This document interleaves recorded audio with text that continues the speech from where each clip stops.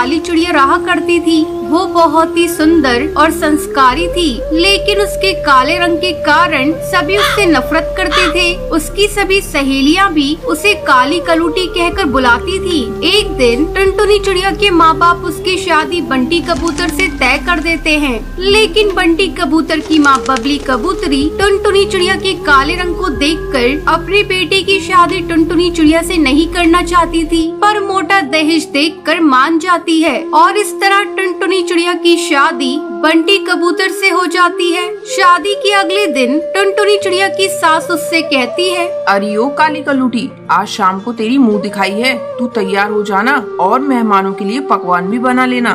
ठीक है माँ जी, मैं सब कर लूँगी, आप टेंशन मत लीजिए।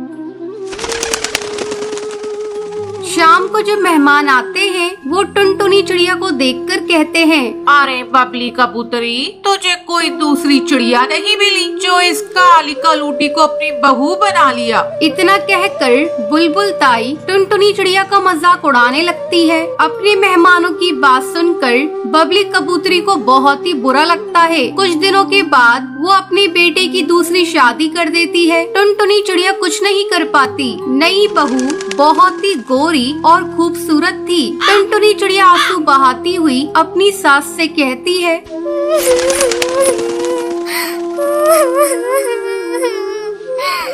माँ जी, मैं इसी घोंसले में आप लोगों के साथ रहूंगी। मेरी डोली इस घोंसले में आई थी, अब मेरी अर्थी ही इस घोंसले से बाहर जाएगी। तब बबली कबूतरी कहती है, ठीक है काली कलूटी, रह ले तू यहाँ, लेकिन तुझे यहाँ का सारा काम करना होगा, तभी तुझे खाना मिलेगा। तू देख रही है ना मेरी नई बहू कितनी गोरी चिट्टी है। तू कान खोलकर सुन ले, तू उसके पास भटकना भी मत, दूर से ही उससे बातें करना, नहीं तो तेरा रंग उस पर भी चढ़ जाएगा। टुनटुनी चिड़िया कुछ नहीं कहती और अपनी किस्मत पर आंसू बहाती हुई वहीं रहने लगती है। एक दिन बबली कबूतरी अपनी नई बहू से पानी मांगती है। अरे ओ मेरी नई बहू, जरा मुझे पानी तो देना। नई बहू अपनी मेकअप करने में व्यस्त थी। वो टुनटुनी चिड़िया से कहती है, तुम देख नहीं रही हो, मैं मेकअप कर रही हूँ, जा माँ जी को पानी दे दे। टुनटुनी चिड़िया पानी लेकर जाती है। माँ जी, ये लीजिए पानी। टुनटुनी चिड़िया की आवाज सुनकर बबली कबूतरी चिढ़ जाती है। तुझसे किसने पानी मांगा? मैं तो अपनी नई बहू के हाथ से लाया हुआ ही पानी पीऊंगी।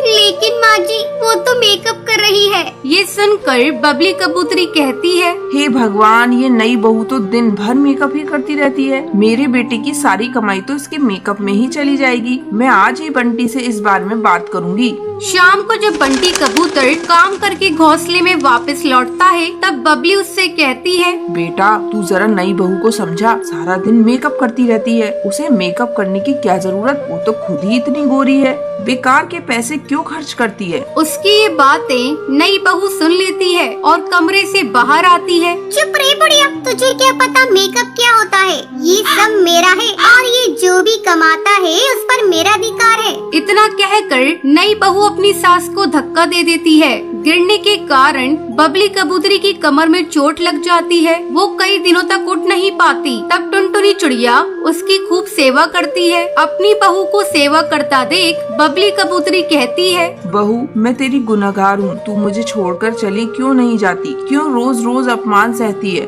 माँ जी, मैं आपको छोड़कर नहीं जाऊंगी। आप जैसी भी है तो मेरी सास और मैंने आपको हमेशा अपनी माँ माना है। मैं आपको ऐसे बुरे वक्त में कैसे छोड़कर जा सकती हूँ। कुछ दिनों के बाद बबली कबूतरी ठीक हो जाती है और अपनी नई बहू को धक्के मारकर घर से बाहर निकाल देती है। फिर वो टुनटुनी चिड़िया और बंटी कबूतर के साथ खुशी खुशी रहने लगती है।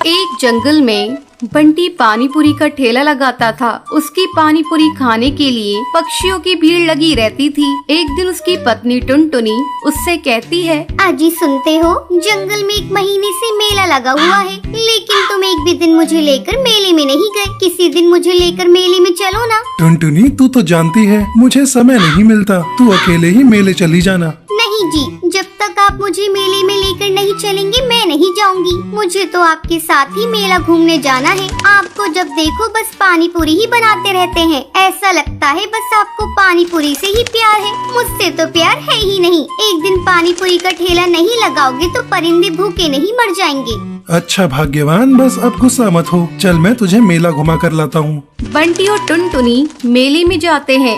वो दोनों देखते हैं कि मेले में बहुत सारी दुकान लगी हुई है। अजी सुनते हो, इस मेले में तो चाट पकौड़ी भी बिक रही है। तुमने क्यों नहीं अपनी पानी पूरी का ठेला लगाया? टुनटुनी, मैं भी अपना पानी पूरी का ठेला लगाना चाहता था, लेकिन इस मेले में दुकान लगाने का किराया बहुत ज्यादा है, जिसे दे पाना मेरी बस की बात नहीं। चलो छोड़ो, तुम अपना मन छोटा मत करो। मेले में से जो तुम्हें लेना है ले लो। टुनटुनी मेला घूमने लगती है। तभी बंटी की नजर एक पानी पूरी के ठेले पर पड़ती है।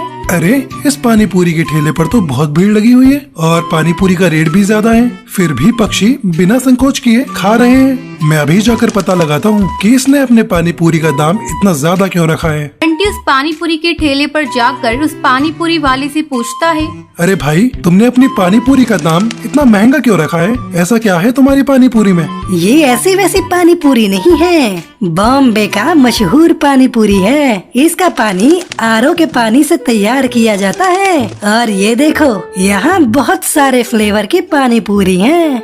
जरा मुझे भी देना तो। बंटी 50 रुपए पानी पूरी वाले को देता है। जैसे ही बंटी पानी पूरी खाता है, अरे, ये तो बॉम्बे की पानी पूरी के नाम पर पक्षियों को लूट रहा है। इससे अच्छी पानी पूरी तो मैं बनाता हूँ, लेकिन जंगल के पक्षियों को मेरी पानी पूरी के 10 रुपए देने में ज्यादा लगता है। मुझे कुछ करना होगा। अगले दिन बंटी अपनी पानी पूरी का दाम 40 रुपए कर देता है। उसके ठेले पर एक कौ भी पानी पूरी खाने को आती है।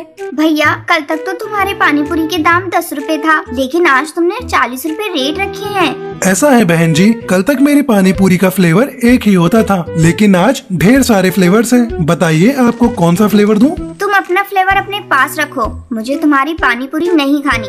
तुम बहुत लालची हो गए हो। धीरे धीरे बंटी के पानी पूरी के ठेले पर पक्षी आना बंद कर देते हैं। तभी एक दिन टुनटुनी उससे कहती है, देखा तुमने, पानी पूरी का दाम बढ़ा दिया और पक्षियों ने तुम्हारे ठेले पर आना बंद कर दिया। तुम ऐसा करो, कल से अपने पुराने रेट पर ही तुम पानी पूरी बेचना। तुम सही कह रही हो टुनटुनी। अगले दिन बंटी कबूतर अपना लालच छोड़कर अपने पुराने रेट पर ही पक्षियों को पानी पूरी बेचने लगता है। धीरे धीरे उसके ठेले पर पक्षियों की भीड़ लगने लगती है। ये सब देखकर बंटी बहुत खुश होता है और आगे लालच कभी नहीं करता। हमें कभी भी लालच नहीं करना चाहिए। जो भी इंसान लालच करता है वो अपनी लाइफ में कभी भी खुश नहीं रह सकता। हमें अपनी मेहनत या किस्मत का जितना भी मिल गया उससे अपना काम निकालना चाहिए। लेकिन अगर हम थोड़ा ज्यादा के चक्कर में लालच करेंगे तो हमारे पास अभी जितना है उससे भी हाथ धोना पड़ सकता है। इसलिए कहते हैं, ज्यादा लालच अच्छा नहीं होता। आपने सुना ही होगा। उम्मीद है आप सबको कहानी अच्छी लगी हो। अगर आपको ये वीडियो पसंद आई हो तो इसे लाइक और ऐसी कहानियाँ देखने के लिए मेरे चैनल को सब्सक्राइब करना न भूलें।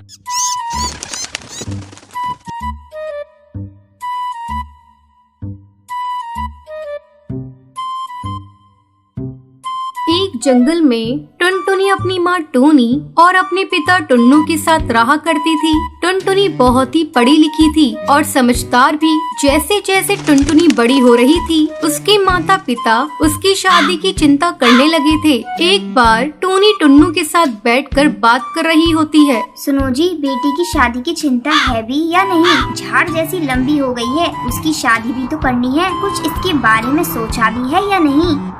अरे, ये भी कोई सोचने की बात है। मेरी बेटी सुंदर है, सुशील है और साथ में पढ़ी लिखी हुई है। उसके लिए तो हजारों पक्षियों के रिश्ते आएंगे। तभी वहाँ टुनटुनी आ जाती है और बोलती है, सही कहा पापा आपने। अभी तो मैं छोटी हूँ और इतनी भी जल्दी क्या है मुझे घर से भेजने की। और वैसे भी मुझे आजकल के फुकरे चिड़े पसंद नहीं है, तो पापा रहने दो और आप माँ को थोड़ा समझा दो। तुम दोनों बाप बेटी से तो बोलना ही बेकार है। उड़ा लो मजाक, जा रही हूँ मैं। टूनी गुस्से से वहाँ से चली जाती है। ऐसे ही कुछ दिन गुजर जाते हैं। एक दिन टुन्नू टूनी के पास जाता है और उससे बोलता है, अरे ओ भगवान, हा हा हा, आज मैं तुम्हारे लिए ऐसी खबर लेकर आया हूँ जिसे सुनते ही तुम उछल पड़ोगी खुशी से। क्या जी, ऐसे पहेली क्यों बुझा रहे हो? जो भी बोलना है साफ साफ बोलिए। अरे भाग्यवान, क्यों इतना गुस्सा कर रही हो? ये देखो, चिड़ा की तस्वीर है हमारी बेटी टुनटुनी के लिए। और हाँ, मुझे तो ये चिड़ा बहुत पसंद है, तुम भी देख लो। अरे हाँ जी, ये चिड़ा तो बहुत सुंदर है। हमारी टुनटुनी के लिए ये चिड़ा बहुत अच्छा रहेगा। कौन है ये चिड़ा? भाग्यवान, ये मेरे दोस्त का बेटा है, बहुत बड़ा सिविल इंजीनियर है। नदी पार जंगल में सारे परिंदों के घोंसले इसी ने बनाए हैं। मैं चाह रहा हूँ कि इसी से टुनटुनी की शादी कर दूँ। तुम्हें तो पसंद आया ना? हाँ जी, क्यों नहीं, जल्दी से करा दीजिए इसी से बस। टुनटुनी की शादी टुन्नू के दोस्त के बेटे बंटी कबूतर के साथ तय हो जाती है। कुछ दिनों में टुनटुनी की शादी का दिन आ जाता है। घर के सभी लोग अपने अपने कामों में बहुत ही बिजी दिखाई देते हैं। टुनटुनी भी खूब सज सवर रही होती है। कुछ ही घंटों में लड़की वाले भी बारात के साथ आ जाते हैं। दुल्हन तैयार रहती है। मंडप में कबूतर को बिठाया जाता है और कुछ ही मिनट में दुल्हन भी आ जाती है। शादी स्टार्ट हो जाती है।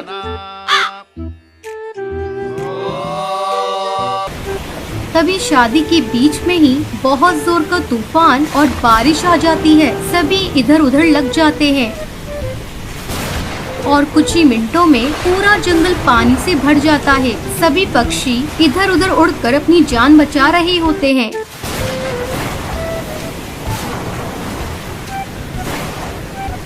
तभी अचानक से बंटी को एक लकड़ी का पटरा बहता हुआ दिखाई देता है। वो जल्दी से टुनटुनी को उस पर बिठा देता है और खुद भी बैठ जाता है। उसके बाद दोनों तैरते तैरते आगे बढ़ जाते हैं।